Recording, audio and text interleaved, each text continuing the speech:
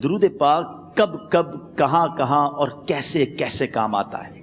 ایک بہت ہی خوبصورت واقعہ، بڑا ایمان افروز واقعہ ہے جو میں آپ کے سامنے پیش کرتا ہوں۔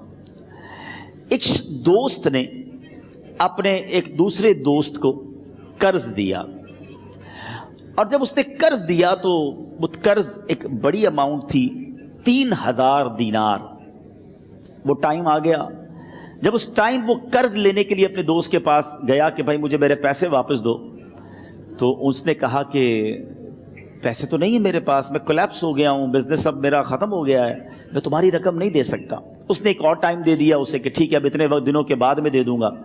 وہ ٹائم بھی گزر گیا، اور جب وہ ٹائم بھی گزر گیا تو اس کے بعد اس دوست نے کہا کہ اب تو پیسے دے دو بھائی، میرا ٹائم پورا ہو گیا ہے۔ پھر نہ دے سکا ٹائم۔ آخر کار معاملہ جو ہے وہ کورٹ میں چلا گیا، قاضی کے پاس چلا گیا۔ اب قاضی نے جس کو پیسے دینے تھے اس کو بلایا اور کہا کہ بھائی آپ کو اس کے پیسے دینے ہیں؟ کہتا ہے ہاں پیسے تو دینے ہیں۔ تو کہا پھر دیتے کیوں نہیں ہو؟ کہا پیسے ہیں ہی نہیں، کاروباری ختم ہو گیا ہے، قرضہ تو لیا تھا، اب میرے پاس بچا ہی کچھ نہیں ہے۔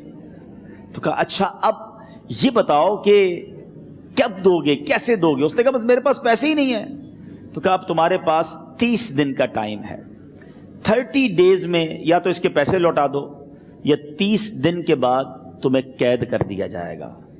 یہ شخص اب گھر آیا، پیسے تو تھے نہیں، مگر شاید علماء نے لکھا کتابوں میں، یہ واقعہ کئی بڑی بڑی کتابوں میں لکھا اور درود پاک کے فضائل کی بڑی بڑی کتابوں میں لکھا، اور اس شخص نے سوچا کہ اس نے ایک حدیث پاک پڑھی ہوئی تھی کہ جس میں نبی پاک علیہ الصلوۃ والسلام نے فرمایا ہے، جس کا مضمون ہے کہ جو شخص پریشان ہو، مصیبت زدہ ہو، اسے چاہیے کہ مجھ پر کثرت سے درود پاک پڑھے، کیونکہ درود پڑھنا مصیبتوں اور پریشانیوں کو لے جاتا ہے۔ اب اس عاشق رسول نے سوچا اور تو کچھ ہے نہیں، اب میں درود پاک پڑھنا شروع کرتا ہوں۔ صبح سے لے کر شام تک وہ درود پاک پڑھنے لگ گیا۔ 27 دن گزر گئے، only 3 days left، 3 دن باقی تھے قاضی کے پاس جانے میں۔ 27 دن گزر گئے درود پڑھتے پڑھتے۔ جب 28ویں رات آئی تو آنکھیں تو بند ہوئیں، مگر خواب میں اسے ایک آواز آئی، گھبراؤ نہیں، تمہارا قرضہ ادا کر دیا جائے گا، تمہارا مسئلہ سالو ہو جائے گا۔ صبح اٹھتا ہے، درود پاک پڑھ رہا ہے، مگر کہتا ہے یہ آواز سے تو مسئلہ حل نہیں ہوگا، پیغام کیا ہے اسے سمجھ نہ آیا۔ 28واں دن گزر گیا، 29ویں رات آ گئی، مگر اب آنکھیں بند ہوئیں اور قسمت جاگ اٹھی۔ نبی پاک صاحب لولاک صلی اللہ تعالیٰ علیہ وسلم خواب میں تشریف لائے، اور پیارے آقا صلی اللہ تعالیٰ علیہ وسلم نے فرمایا گھبراؤ نہیں، علی بن عیسیٰ وزیر کے پاس جاؤ، وہ تمہارا قرضہ ادا کر دے گا۔ اب یہ عاشق رسول صبح اٹھا تو ویری فریش، حشاش بشاش کہ اب تو کام ہو گیا، نبی پاک نے خواب میں آ کر بشارت دی ہے۔ مگر پھر ذہن میں سوال آیا کہ علی بن عیسیٰ کے پاس جاؤں گا تو ثبوت کیا ہے، پروف کیا ہوگا؟ میں جا کر اس کو کہوں گا کہ میرا قرضہ دے دو تو ایسے تو قرضہ نہیں دے دینا، اور میں نے اس کو کہا کہ مجھے نبی پاک نے خواب میں کہا ہے، اور اس نے اگر مجھ سے کوئی نشانی مانگی تو میں نشانی کیا دوں گا؟ آخری دن تھا، 29واں دن تھا، وہ بھی درود پڑھتے پڑھتے گزر گیا۔ 30th نائٹ آ گئی، صبح وہ دن ہے جب عدالت میں جانا ہے۔ اب اس رات پھر نبی پاک علیہ الصلوۃ والسلام خواب میں تشریف لائے، اور آقا علیہ الصلوۃ والسلام نے فرمایا کہ علی بن عیسیٰ وزیر کے پاس جاؤ، وہ تمہارا قرض ادا کر دے گا۔ کہ حضور چلا تو جاؤں گا، لیکن اگر وزیر نے مجھ سے کوئی نشانی طلب کی تو میں کیا جواب دوں گا؟ پیارے آقا علیہ الصلوۃ والسلام نے کمال کا ارشاد فرمایا کہ علی بن عیسیٰ سے کہنا کہ تم روزانہ فجر کی نماز کے بعد 5000 بار درود پاک پڑھتے ہو، یہ راز فقط تم جانتے ہو اور تمہارا رب جانتا ہے۔ اب یہ جب صبح اٹھا تو ایک نشانی بھی مل چکی تھی۔ عدالت میں جانے سے پہلے وزیر کے دربار میں پہنچ گیا، اسے یہ ڈر تھا کہ آج پیسے نہ لوٹائے تو سزا ہو سکتی ہے۔ جب وزیر کے دربار میں پہنچا تو وزیر اپنے مشیروں کے ساتھ بیٹھا تھا۔ کہا مجھے آپ سے بات کرنی ہے۔ کہا بتاؤ کیا بات کرنی ہے؟ کہا میں ایک پیغام لایا ہوں آپ کے لیے۔ اچھا کس کا پیغام لائے ہو؟ کہا میں نبی پاک جناب محمد مصطفیٰ صلی اللہ تعالیٰ علیہ وسلم کا پیغام لایا ہوں۔ وہ عاشق رسول وزیر تھا، کہتا ہے بتاؤ میرے آقا نے کیا پیغام دیا ہے؟ کہا حضور میں 3000 دینار کا مقروض ہوں، آج آخری دن ہے اور میرے آقا نے مجھے بشارت دی ہے کہ آپ سے کہوں کہ آپ میرا قرض ادا کر دیجئے۔ علی بن عیسیٰ کہتا ہے کوئی ثبوت ہے آپ کے پاس؟ ہے کوئی دلیل بھی ہے آپ کے پاس؟ میں کیسے مان لوں کہ آپ کو نبی پاک علیہ الصلوۃ والسلام نے بھیجا ہے؟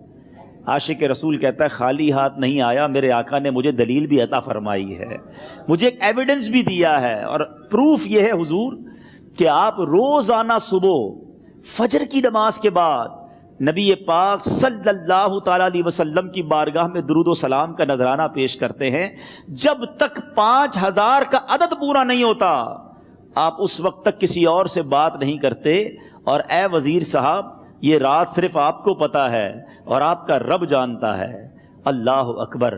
وہ وزیر تو جس کو کہے نا جھوم اٹھا، ایسا عاشق رسول وزیر تھا جو روزانہ صبح 5000 درود پڑھتا ہو، اس کی تو عید ہو گئی نا۔ وہ کہتا ہے مرحبا یا رسول اللہ، میرے آقا نے میرے درود قبول کر لیے، اس سے بڑھ کر میرے لیے سعادت کیا ہوگی۔ اب یہ وزیر اپنی سیٹ سے اٹھتا ہے، اپنے کمرے میں جاتا ہے، تھوڑی دیر بعد واپس آ کر اس عاشق رسول کے ہاتھ میں 3000 دینار رکھ کر کہتا ہے حضور پہلے 3000 دینار تو نبی پاک کا حکم کی میں ادب سے بجا لاتا ہوں، میرے آقا نے جو حکم فرمایا یہ 3000 دینار آپ کو پیش کرتا ہوں، حضور ایک اور 3000 دینار لیجئے۔ میرے گھر آپ آئے، اتنی اچھی خبر سنائی، آپ نے قدم رنجا فرمایا، یہ 3000 اس کا نذرانہ ہے، اور ایسا کیجئے 3000 اور لیجئے، اس سے اپنے بچوں کے لیے کچھ چھوٹا موٹا کام شروع کیجئے، اور ایک وعدہ کر کے جائیے آج کے بعد زندگی میں آپ کو جب بھی کوئی کام پڑے میں آپ کا بھائی ہوں، مجھے یہ خدمت کا موقع دیجئے گا۔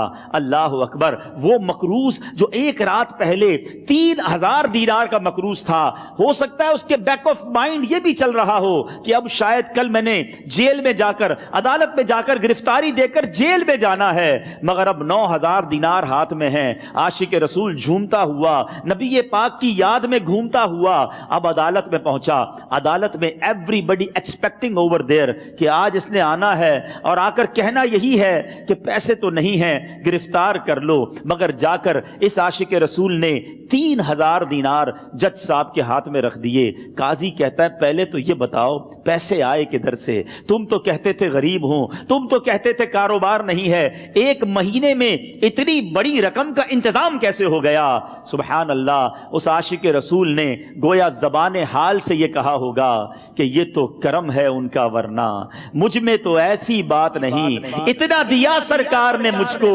اتنی میری اوقات نہیں۔ اس نے وہ پورا واقعہ بھری عدالت میں سنا دیا۔ اللہ اکبر۔ میرے پیارے اسلامی بھائیوں ذرا سوچو پہلے زمانے میں کیسے عاشقان رسول ہوا کرتے تھے۔ وہ جج، وہ قاضی بھی کیسا سرکار علیہ الصلوۃ والسلام کا عاشق تھا۔ اپنی سیٹ سے اٹھتا ہے، بھرے دربار میں، بھری عدالت میں، وہ اپنے چیمبر میں، اپنے کمرے میں جاتا ہے، اور تھوڑی دیر بعد واپس آ کر اس کے ہاتھ میں بھی 3000 دینار ہیں، اور وہ 3000 دینار جو ہے وہ اس عاشق رسول کے ہاتھ میں رکھتا ہے کہ سارا ثواب علی بن عیسیٰ کیسے لے جائے، میں بھی تو نبی پاک کا غلام ہوں، میں تمہارا قرضہ میں ادا کرتا ہوں۔ اچھا، اب ایک اور عجیب سینیریو یہ بن گیا کہ جس نے کیس کیا تھا، جس نے دعویٰ کیا تھا، وہ بھی یہ سارا منظر دیکھ رہا تھا۔ کہتا ہے جج صاحب ذرا رکیے، میں بھی اپنے آقا کا امتی ہوں، اور ایک کام کیجئے قلم کاغذ منگوائیے، اس عاشق رسول کا قرضہ ہی میں معاف کر دیتا ہوں۔ اچھا، اب عاشق رسول نے وہ واپس 3000 دینار جو جج صاحب نے دیے تھے وہ واپس جج صاحب کو دیے کہ حضور یہ پیسے آپ ہی رکھ لیں، قرضہ ہی معاف ہو گیا، اب آپ کے پیسے کا میں نے کیا کرنا ہے؟ جج صاحب کہتے ہیں جو پیسے نبی پاک کے نام پر نکالے ہیں اب مجھے واپس نہیں چاہیے، یہ بھی تم اپنے ساتھ لے جاؤ۔ اللہ اکبر۔ میرے میٹھے اسلامی بھائیوں، وہ عاشق رسول ایک رات پہلے 3000 دینار کا مقروض ہے، اب 12000 دینار لے کر گھر کو واپس جا رہا ہے۔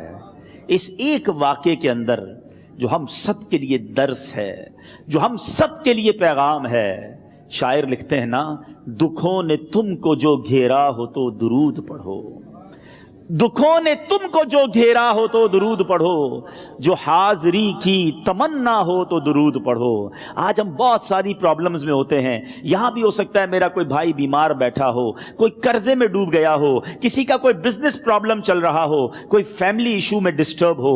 आप किसी भी प्रॉब्लम में हैं, खुदा की कसम दुरूद पाक ऐसा वजीफा है। लोग बहुत सारे वज़ाइफ पूछते रहते हैं, बहुत सारे जनाब वज़ाइफ के बारे में मालूमात करते रहते हैं। सच्ची बात यह है, हर दर्द की दवा है सल्ले अला मुहम्मद। हर दर्द की दवा है सल्ले अला मुहम्मद।